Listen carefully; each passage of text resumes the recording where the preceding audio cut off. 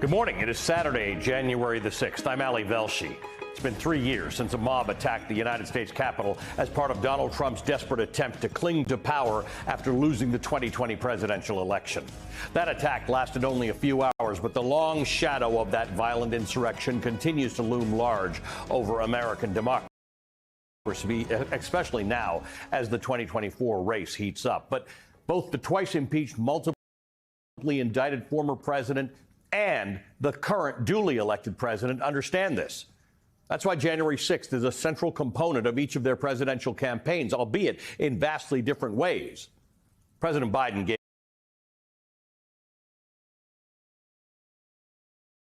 gave the first major speech of his re-election bid yesterday, and he used it as an opportunity to reflect on how the insurrection exposed Trump's complete disregard for America's constitutional and democratic values and emphasized that the former president remains a danger to democracy. This is the first national election since January 6th. Insurrection placed a dagger at the throat of American democracy since that moment. We all know who Donald Trump is. The question we have to answer is, who are we? That's what's at stake. Who are we? In the year ahead, as you talk to your family and friends, cast your ballots. The power is in your hands. After all we've been through in our history, from independence to civil war to 2 world wars to a pandemic to insurrection, I refuse to believe that in 2024 we Americans will choose to walk away from what's made us the greatest nation in the history of the world. In contrast, Donald Trump has gone to great lengths to try to rewrite the history of the insurrection. He said that January 6th was, quote, a beautiful day. He calls the people who've been charged or convicted for storming the Capitol martyrs and hostages. Trump enters the 2024 race both as the undisputed frontrunner for the Republican nomination and as a criminal defendant facing a total of 91 charges in 4 different jurisdictions, including a number of charges related to his role on January the 6th. With recent polling showing a close race between Trump and Biden, there's a very real possibility that an insurrectionist could return to the White House and use the powers of the presidency to exact retribution against his political enemies, as Trump has openly and repeatedly vowed to do. It's a predicament that has given rise to a number of constitutional questions that our justice system has never had to consider because an insurrectionist has never before run for president, nor has a former president ever been charged with a crime. Many of those questions remain unresolved, and they could fundamentally alter the dynamics of this year's elections, with the first-in-the-nation Iowa caucuses just 9 days away. That tension was on full display last night when the Supreme Court of the United States agreed to consider whether Trump is ineligible for Colorado's Republican primary ballot. Last month, Colorado State Supreme Court ruled that the former president should be barred from the ballot because of his actions leading up to and including on the day of the insurrection. The justices are scheduled to hear oral arguments in that case on February the 8th, which is lightning speed by Supreme Court standards. Trump's eligibility to run for office has been challenged in 34 states. It's produced mixed results so far. A number of lawsuits have been dismissed. Others have been pending in the court. The Supreme Court is not only going to decide if Trump may appear on Colorado's primary ballot, but it may determine his eligibility to run in the entire general election. Maine is the only other state so far to rule that Trump is constitutionally disqualified from appearing on the ballot. But due to the unprecedented nature of this entire situation, officials in both Colorado and Maine are operating with great restraint and have put their decisions on hold to allow higher courts to weigh in on the matter. In her decision, Maine's top election official, Secretary of State Shenna Bellows, concluded that, quote, Mr. Trump was aware of the likelihood for violence and at least initially supported its use, given he both encouraged it with incendiary rhetoric and took no timely action to stop it. The weight of the evidence makes clear that Mr. Trump was aware of the tinder laid by his multi-month effort to delegitimize a Democratic election and then chose to light a match. Maine's Secretary of State Shenna Bellows joins me now. Secretary Bellows, thank you for being with us this morning. We appreciate your time.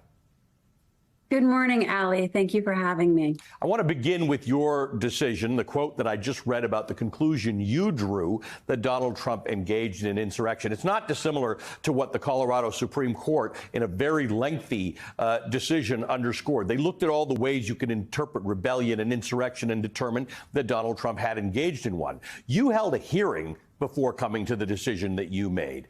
I want to just understand for our viewers the process you used to come to the decision to remove Donald Trump from the ballot, at least, if the Supreme Court supports that decision. Thank you so much. And it's important to understand the process because in this country, what makes us great is we follow the rule of law. And in Maine, because of course, under Article 1 of the Constitution delegates to the states the authority to administer the elections. In Maine, once the Secretary of State qualifies a candidate for the ballot, any registered Maine voter may, within a week, file a challenge to the qualifications of the candidate.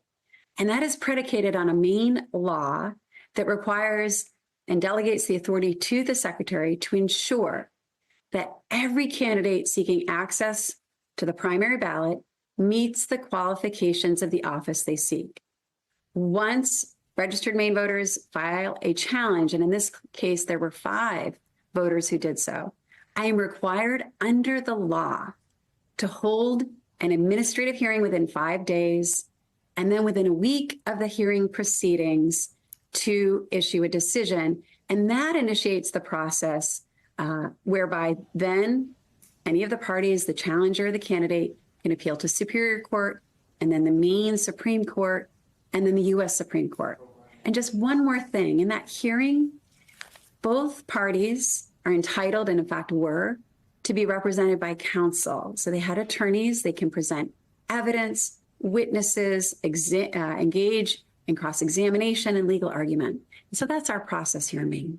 Tell me, one of the things that NBC talked to you about in the past, after this discussion about the Section 3 of the 14th Amendment started to float, was all of you secretaries of state who run elections across the country were conscious of the fact that any decision you take will be challenged in other courts, in your state Supreme Courts and the Supreme Court of the United States. How did that influence your decision making, understanding that this was not a routine decision for you? This is possibly one of the most consequential decisions you and other secretaries of state will ever make in the history of this country.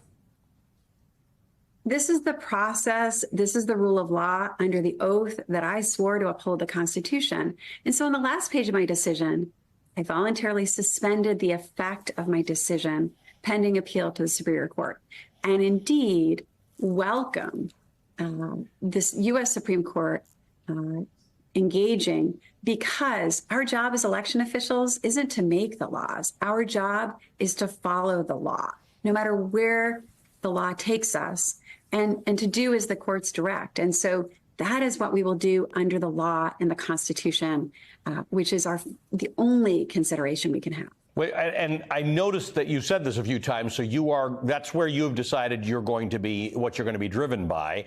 There are differing opinions in the United States. Even in your own state, it's elicited mixed reactions, even among the Democratic representatives. Congressman Jared Golden said, quote, "I voted to impeach Donald Trump for his role in the January 6th insurrection. I do not believe he should be reelected as president of the United States. However, we are a nation of laws. Therefore, until he is actually found guilty of the crime of insurrection, he should be allowed on the ballot." Now, Congressman Shelley Pingree, also of Maine, said, quote, "The text of the 14th Amendment is clear. No person who engaged in an insurrection against the government can ever again serve in elected office. Our Constitution is the very bedrock of America, and our laws, and it appears Trump's actions, are prohibited by the Constitution." The crux of the debate, I guess I want to ask you about, is 2 parts. One is, do you think that Donald Trump has sufficiently been, that it's been litigated that he was involved in an insurrection? And number 2, do you believe that this is ultimately a political decision or a legal decision? My decision is a legal decision under the Constitution that I swore to uphold. And I think that's really important. And, you know, in my decision, it's 34 pages. People can read it on the Secretary of State's website. I make it very clear that the decision would have been clearer should there have been a conviction or a guilty or not guilty verdict in a criminal court of law. But that's not what Section 3 of the 14th Amendment says. It says engage in an insurrection. And the events of January 6th were tragic, unprecedented. They were an attack, not only on the Capitol, but also on members of Congress, on the former vice president, and resulted in 7 deaths. But it was also an attack on the peaceful transfer of power and on the rule of law. And the weight of the evidence demonstrated that Mr. Trump, these events happened at the behest of the outgoing president and with the knowledge and support of the outgoing president. And the U.S. Constitution does not tolerate an assault on the peaceful transfer of power. And furthermore, my job as Secretary of State in Maine, as delegated to me by the Maine legislature, is to ensure all of the qualifications. So I cannot place an 18-year-old on the ballot or a non-citizen running for president on the ballot or someone who's violated the 22nd Amendment. I couldn't place Barack Obama or George W. Bush on the ballot. I must ensure that all candidates meet the qualifications of the ballot. And the qualifications in the Constitution are not a menu. They are the requirements under our founding document. They're not a menu. Important note that it is a disqualification. It's not a penalty. I'm a Canadian who has become an American citizen, so you couldn't put me on the ballot. That wouldn't mean that there's anything wrong with anything I did. I don't meet the qualifications. I cannot. With all due respect, Ali, I cannot place you on the main ballot. We're neighbors. It's all good. It's all good. Shanna Bellows is the Secretary of State for Maine. Thank you for being with us this morning. We appreciate it. Thank you so much.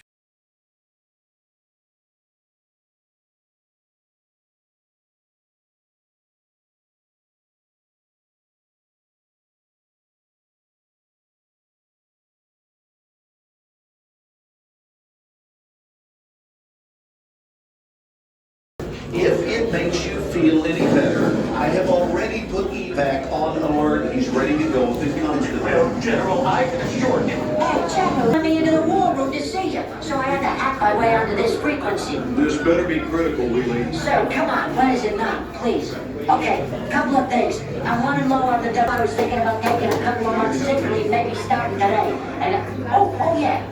I intercepted a transmission from Megatron. Then send it through. Yes, sir, right away, sir. And so I was so damn weird, good on the other stuff.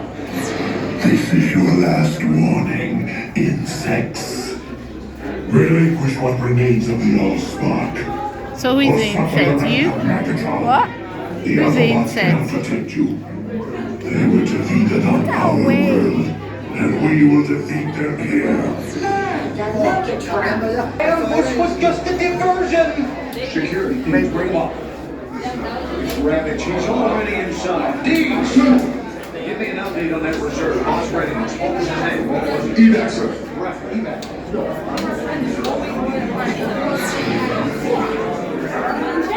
She's right in front.